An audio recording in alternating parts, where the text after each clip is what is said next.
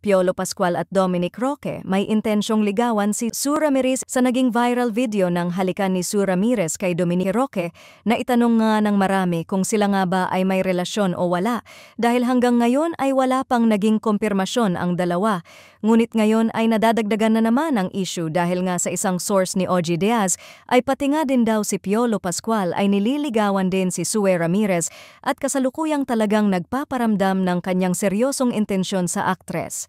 Kinumpirma nga ni Ogie Diaz na si Piolo Pascual at Dominic Roque ang dalawang lalaking nag-aagawang ngayon sa puso ni Sue Ramirez at talagang nagpapahiwatig ng kanilang nararamdaman sa aktres.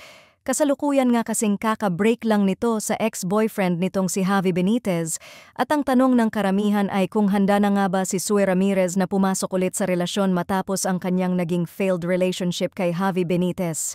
Wala pa ngang naging kumpirmasyon si Sue Ramirez ngayon, ngunit ang tiyak nga ng mga fans ay malabo naman na ding sagutin ni Sue si Piolo Pascual dahil maliban sa age gap, may viral video na nakasama si Sue Ramirez na kahalikan. Mukhang mas nagwagi nga si Dominic ngayon sa puso ni Sue. Ang tanong ay kung kailan nga sila aamin na sila na nga. Mas nagiging interesting nga din ang buhay ngayon ni Sue. Sa kabila ng pananahimik nga niya sa showbiz, ay biglang-bigla na lamang nga siyang magte-trending dahil sa isang kissing video nga lang nila ni Dominic Roque na wala namang kumpirmasyon.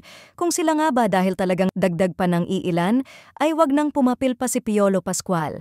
Maghanap na lang ito ng ibang kaedad nga daw nito. Sa ngayon ay nag-i-enjoy pa din si Sue Ramirez sa kanyang bakasyon sa Siargao at marami nga din ang nakakakita nga sa kanya na talagang nag-i-enjoy sa kanyang bakasyon doon. Aamin na din ba kaya sila ni Dominic sa kanilang tinatagong relasyon?